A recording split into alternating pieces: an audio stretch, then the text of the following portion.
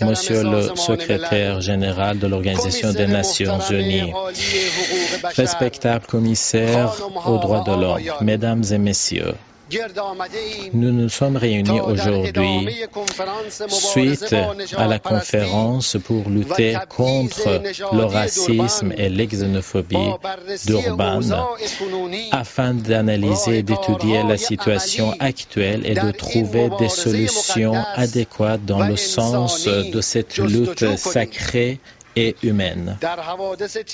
Dans le cadre des événements des derniers siècles, des méfaits ont été commis à l'égard de l'humanité. Au cours du Moyen Âge, les grands hommes et les savants étaient condamnés à mort et par la suite, l'esclavage et l'esclavagisme et la chasse à l'homme des hommes innocents et la séparation des hommes de leur famille et leur transfert en Europe et en Amérique dans des situations les plus mauvaises et des millions de personnes ont été ainsi transportées. Une période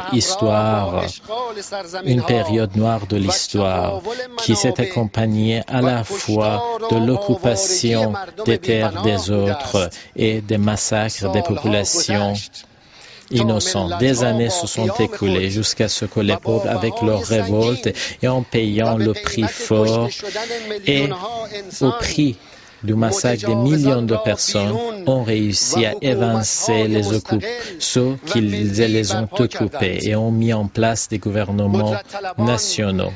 Ceux qui cherchent l'autorité, pendant une courte période de temps, ont provoqué deux grandes guerres mondiales qui se sont imposées à la fois en Europe mais aussi en Afrique et en Asie. Des guerres qui ont provoqué près de 100 millions de victimes et qui ont provoqué des destructions massives dans de nombreux territoires et contrées.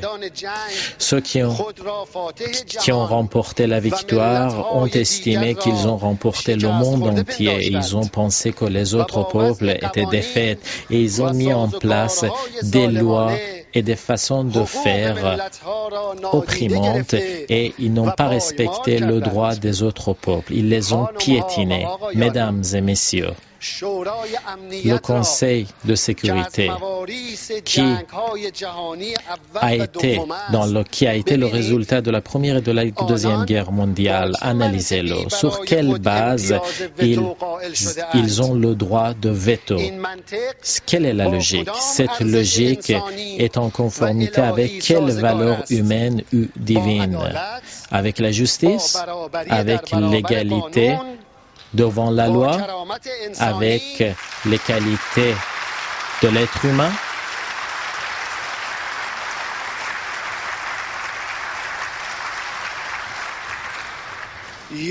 Ou plutôt sur la base du dualisme, d'absence de justice, sur la base d'une véritable arrogance et de l'humiliation des êtres humains.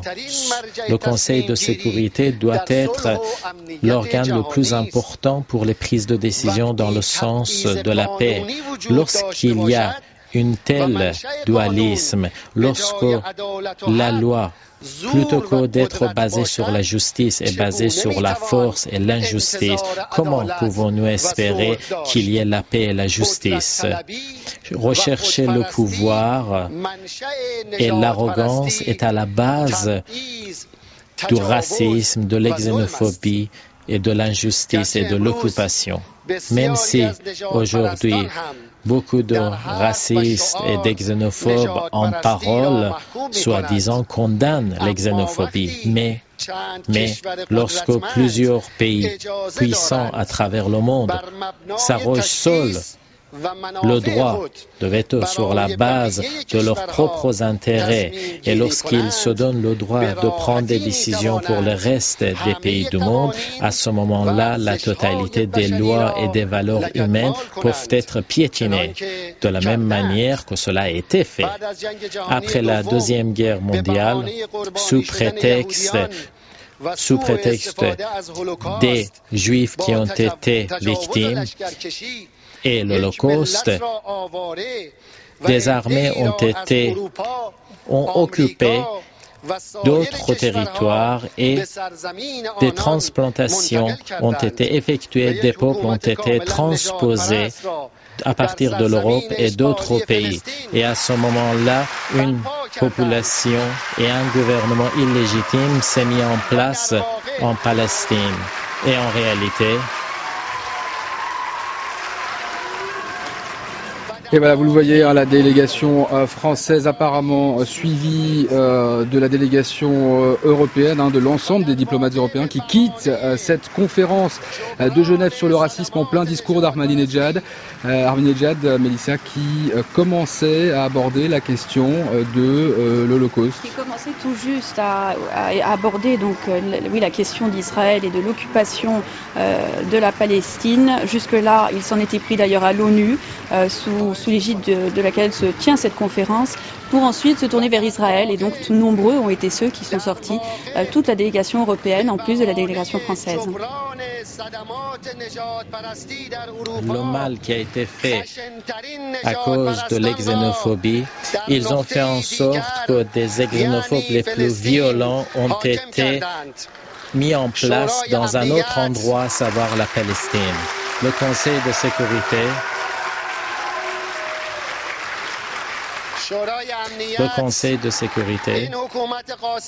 a fait en sorte que ce gouvernement illégitime s'est mis en place et depuis 60 ans, le Conseil de sécurité a apporté son soutien à ce gouvernement et a laissé les mains libres aux oppresseurs pour tous les crimes. Et de plus, les États-Unis et beaucoup de pays occidentaux qui s'estiment vouloir lutter contre l'exxénophobie, en réalité les soutiennent. Alors que l'occupation, les bombardements et les crimes qui sont commis dans la bande de Gaza ont été condamnés par tous les êtres humains, ces pays soutiennent ces criminels. Avant cela, devant toutes les actions et les méfaits de ce régime, personne n'a rien dit. Ou ces pays ont opté pour le silence.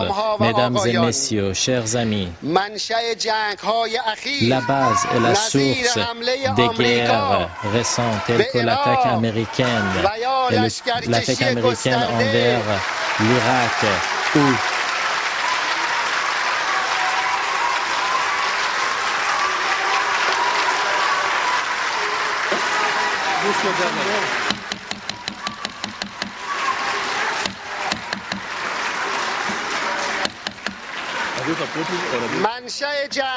la source des guerres récentes, à l'exemple de l'invasion américaine en Irak ou la venue des forces étrangères en Afghanistan. Quelle a été la source de ces guerres, mis à part l'orgueil du gouvernement des États-Unis et ceux qui disposaient de la puissance et de l'argent pour essayer d'étendre leur pouvoir, pour faciliter l'action de ceux qui construisent les armes pour détruire des civilisations plusieurs fois millénaires et de détruire les capacités des pays de la région qui auraient pu agir contre le régime d'occupation de Jérusalem. Et ces actions avaient pour objectif de voler les matières premières irakiennes. Pourquoi plusieurs millions de personnes ont été forcées à l'exil?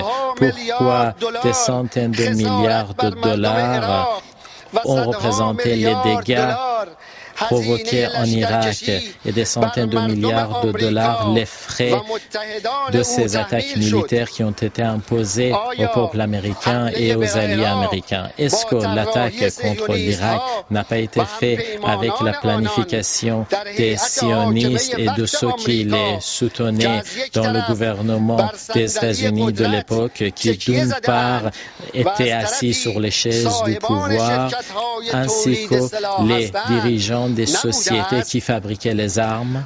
Est-ce que cela n'allait pas dans le sens de ces personnes? Est-ce que les armées qui ont été emmenées en Afghanistan, est-ce que la paix et la sécurité a pu régner en Afghanistan? Est-ce que la venue des armées étrangères en Afghanistan, la paix, la prospérité ou la sécurité a pu régner en Afghanistan? Les États-Unis et ses alliés n'ont pas été capables d'empêcher même la production des stupéfiants en Afghanistan. Et pendant la période de leur présence, la production des stupéfiants a été multipliée. La question principale est la suivante. Le gouvernement de l'époque des États-Unis, de quel droit ont-ils fait cela? Est-ce qu'ils représentaient la planète entière? Est-ce qu'ils sont élus par tous les pays du monde? Est-ce qu'ils ont un mandat international pour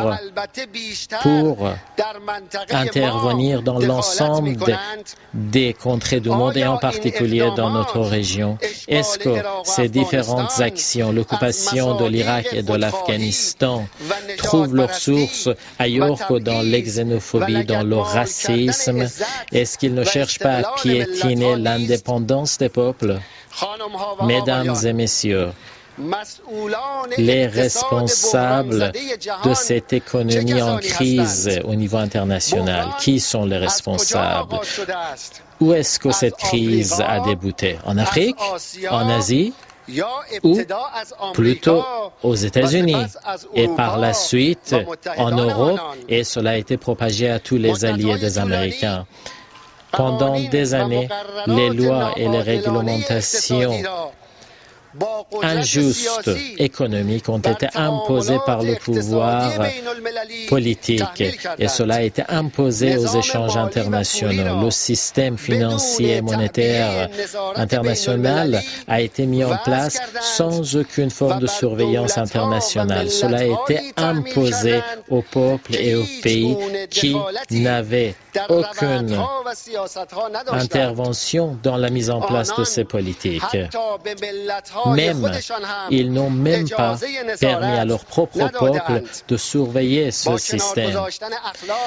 En mettant de côté l'éthique qui devait régner dans les relations internationales, ils ont fait en sorte...